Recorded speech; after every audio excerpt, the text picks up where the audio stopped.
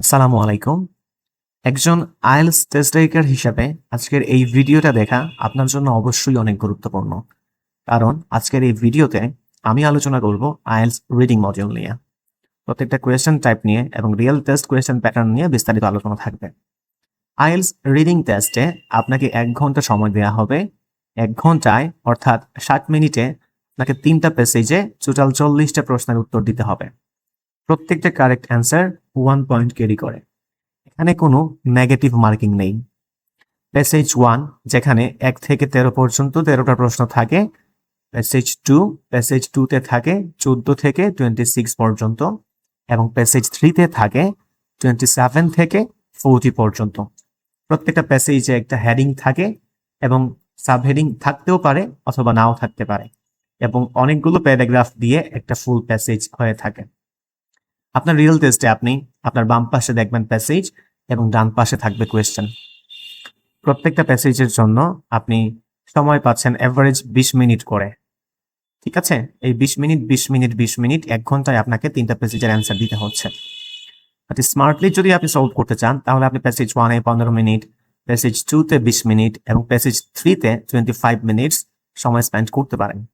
15 20 25 অথবা 15 25 20 যেরকম আপনার সুবিধা। এক কথায় এখানে যে আপনাকে 20 মিনিটের মধ্যেই একটা প্যাসেজ কমপ্লিট করতে হবে বা এর আগে করলে সমস্যা হবে বা এর বাইরে গেলে কোনো সমস্যা হবে, ব্যাপারটা একদম এরকম না। আপনি টোটাল 1 ঘন্টায় 3টা প্যাসেজের অ্যান্সার করতে পারলেই হলো। আইএলটিএস রিডিং টেস্টে সাধারণত যেসব কোয়েশ্চেন টাইপ থাকে সেগুলো হলো এমসিকিউ। এমসিকিউ আবার 2 ধরনের হয়ে থাকে।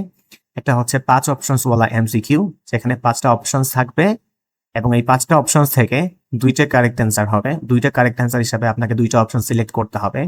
এছাড়া আছে 4 অপশনস ওয়ালা এমসিকিউ।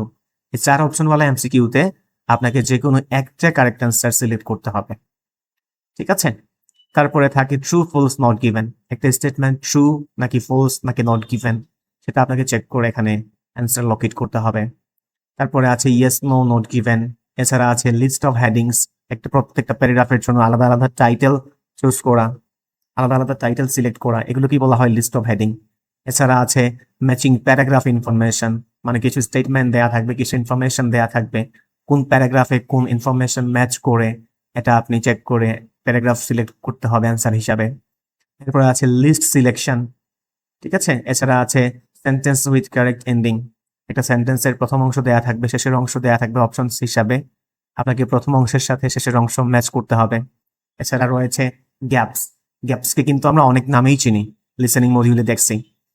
গ্যাপসকে আমরা বলে থাকি sentence completion, summary completion, note completion, table completion, flowchart completion, diagram level completion. এক কথায় যত শূন্যস্থান পূরণ টাইপ কোয়েশ্চেন্স আছে সবগুলোই হচ্ছে গ্যাপস, আর গ্যাপসের অ্যান্সার করার সিস্টেম স্ট্র্যাটেজি সেম, এখানে কোনো পার্থক্য নেই।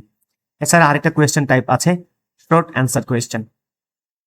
এই হচ্ছে কোয়েশ্চেন টাইপস, কমন কিছু কোয়েশ্চেন টাইপস, এগুলো আমাদেরকে প্র্যাকটিস করতে হবে।